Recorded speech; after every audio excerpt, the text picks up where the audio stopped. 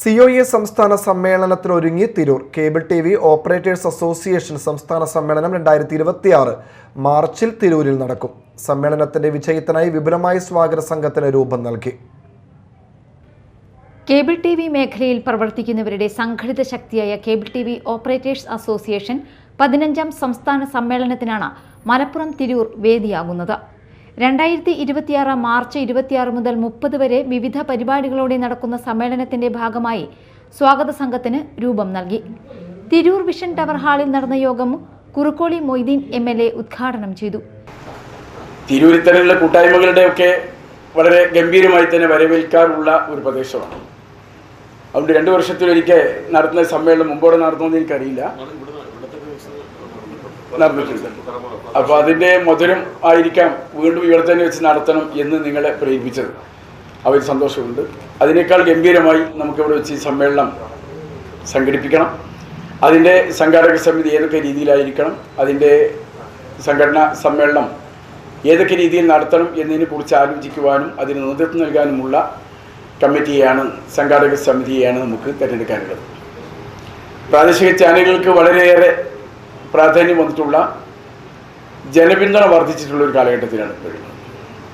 ഇപ്പോൾ വാർത്തകൾ ഓരോ വിരൽത്തുമ്പിലുമുണ്ട്, ഓരോ മുക്കിലുമുണ്ട്, മൂലയിലുമുണ്ട് എന്നതാണ് സ്ഥിതി.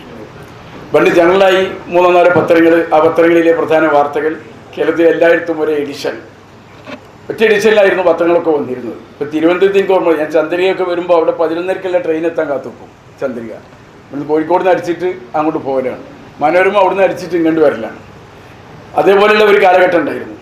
അപ്പോൾ അത് കഴിഞ്ഞു, പിന്നെ അത് ജില്ലകളിൽ പത്രങ്ങളായി. ഇപ്പോൾ ജില്ലകളിൽ തന്നെ ഓരോ പത്രത്തിനും 12 വരെ പ്രാദേശിക എഡിഷൻസ് ഉണ്ട്. അതിൻ്റെ പേജുകൾ ഇങ്ങനെ മാറിക്കൊണ്ടിരിക്കുന്നു.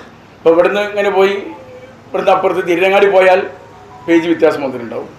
ഇവിടുന്ന് അങ്ങോട്ട് മലപ്പുറത്ത് പോയാൽ വേറെ, നിലമ്പൂർ പോയി അങ്ങനെ അങ്ങോട്ട് കറങ്ങി വരുമ്പോഴേക്ക് എല്ലായിടത്തും പേജിൽ വ്യത്യാസം ഉണ്ടാവും. ഞാൻ അവിടെ നോക്കിയ പത്രം തന്നെയല്ലേ ഇത് ഇന്നത്തെ തന്നെയല്ലേ, ഡേറ്റൊക്കെ നോക്കുക ആളുകൾ, പ്രായമുള്ള ആളുകൾ, ഇത് അറിയാത്തവർ, അപ്പോഴത് അത്ഭുതപ്പെടുക. അപ്പോൾ എന്ന രീതിയിലേക്ക് കാര്യങ്ങൾ വന്നു.